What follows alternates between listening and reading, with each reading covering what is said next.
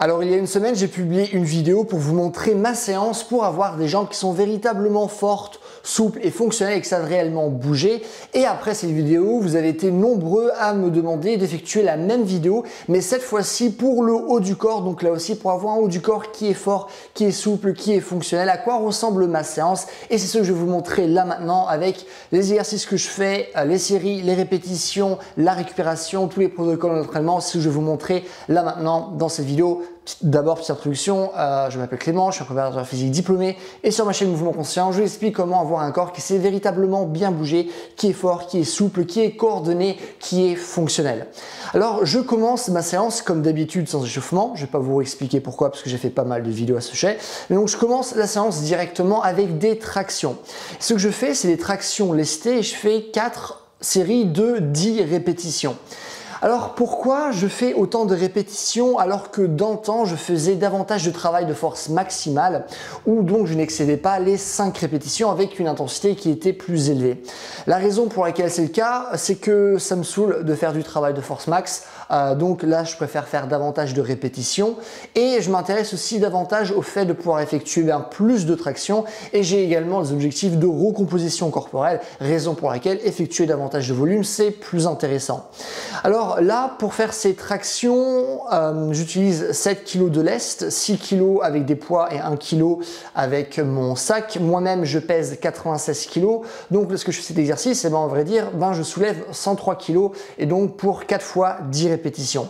Lorsque je fais les tractions, je fais très important à bien recruter mes omoplates. Faire attention à la dépression des omoplates, donc lorsqu'on les ramène vers le bas, et la rétraction lorsqu'on les rapproche l'une de l'autre, parce que c'est ça qui va nous permettre d'avoir de bonnes performances. Donc je me focalise là-dessus avant de commencer le mouvement et également à la fin de la montée.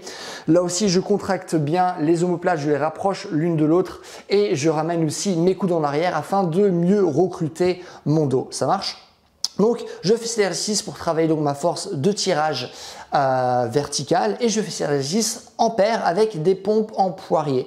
Alors, juste petit rappel, qu'est-ce que ça veut dire de faire des paires? Ça veut dire que je vais faire une série de tractions, une série de pompes en poirier, une série de tractions, une série de pompes en poirier, etc.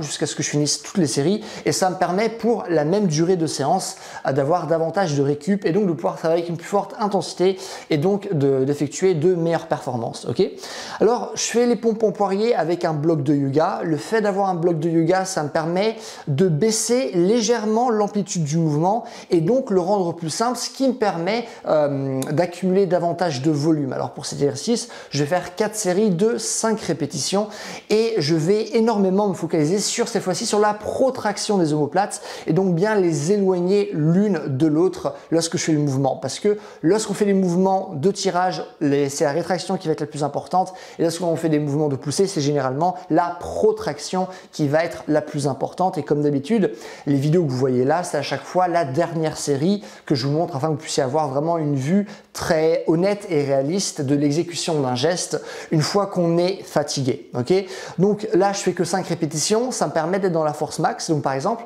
je vais pas gagner beaucoup de masse musculaire, imaginons en faisant cet exercice, on est beaucoup plus sur la force et ça c'est vraiment pour améliorer mes pompes en poirier, mais cette fois-ci du coup en poirier libre et non pas contre le mur. Ça marche?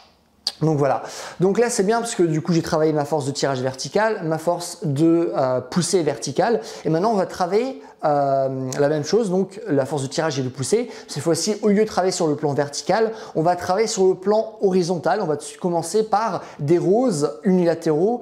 Là, je fais 4 séries de 12 répétitions avec 30 kg par main, ok. Et d'habitude, ce que je faisais, c'est du travail où je mélangeais force bras tendu et force bras pliés, comme par exemple des roses en front lever.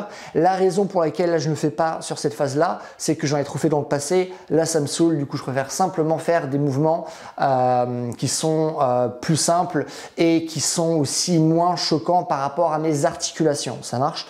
Donc, travail traditionnel unilatéral. Là aussi, je vais me focaliser sur le fait de bien ramener mon coude en arrière pour bien recruter mon dos et je vais aussi faire très attention à la rétraction des omoplates au fur et à mesure où je ramène mon coude qui est en arrière. Ça marche? Et donc cet exercice, je vais aussi le faire en paire avec un exercice de pompe en planche, où cette fois-ci, au lieu d'avoir les pieds qui vont être surélevés, comme j'ai pu vous montrer sur d'autres vidéos, je vais garder les pieds qui vont être au sol et je vais essayer d'aller le plus loin en avant.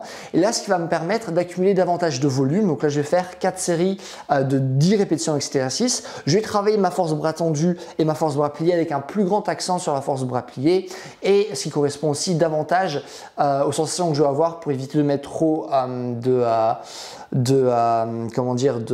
d'intensité au niveau de mes articulations, et par rapport à mes objectifs aussi de recomposition corporelle. Et donc voilà, donc je fais cet exercice là également donc en paire, et donc là ça me permet donc de travailler ma force de pousser cette fois-ci horizontale et non pas verticale comme on a pu le faire avec les pompes en poirier. Et je vais finir cet exercice, cette séance avec des rotations cubaines. Alors les rotations cubaines, c'est un exercice très intéressant pour gagner en force au niveau de la coiffe des rotateurs, parce qu'on va travailler la rotation externe de l'épaule. La raison pour laquelle je fais cet exercice, c'est premièrement pour tous les vertus de santé, avoir une épaule qui va être finalement mieux vissée entre guillemets, qui va être plus solide. Parce que je pratique beaucoup avec mes épaules, je fais des acrobaties, je fais des exercices de parcours, enfin ma pratique du coup elle est très diversifiée, donc j'ai besoin d'avoir des épaules qui sont fortes. Et aussi, comme on peut le dire, Charles Poliquin, qui est un des préparateurs physiques qui a fait gagner le plus de médailles olympiques à ses athlètes, et comme le dit aussi De Portal, qui est un coach en mouvement très réputé, c'est aussi très intéressant pour augmenter la force de poussée. Finalement, plus on sera fort dans ce pattern de rotation externe avec les rotations cubaines, et on arrivera à avoir davantage de force aussi en poussée. Là, c'est donc des groupes musculaires qui sont plus petits. Je vais faire moins de séries, ok. Je fais 3 séries, là aussi de 10 répétitions avec un poids de 10 ou 12 kg, j'ai un doute, plutôt 10 kg. On peut pas mettre beaucoup de poids, c'est un exercice qui est dur. C'est pas l'exercice que je vais faire tout le temps, mais par phase, comme ça, je vais le rajouter pour simplement garder donc des épaules qui sont fortes et en bonne santé. Et c'est tout pour ma séance. Ça me prend grosso modo 1 heure et quart max. Et voilà, ok.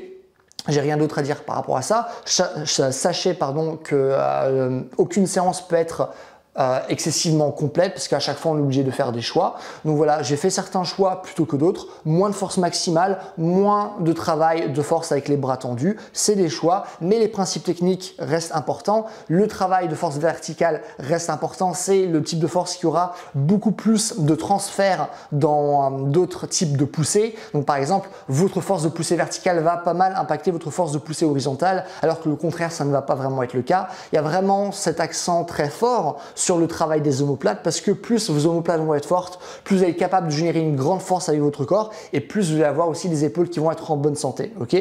Et donc voilà, c'est tout ce que j'ai à vous proposer là dans cette vidéo. Donc si vous avez des questions, des choses que vous ne comprenez pas, n'hésitez pas à les mettre dans les commentaires, je réponds à tout le monde comme d'habitude. Si vous avez aimé la vidéo, n'hésitez pas à mettre un j'aime, comme ça ma vidéo sera mieux répertoriée, ce qui est cool pour moi. Et si vous voulez un programme qui parle justement de ce genre de choses, qui vous explique vraiment comment développer un corps qui est véritablement fonctionnel, qui est fort, qui est souple, qui est endurant, qui est coordonné, avec des programmes d'entraînement que vous pouvez suivre sur plusieurs années. Vous avez des conférences régulières, vous allez pouvoir me poser des questions, une formation qui est vraiment ultra complète. N'hésitez pas à aller sur mon site, premier lien dans la description. Et c'est tout, c'est ma journée. Bye.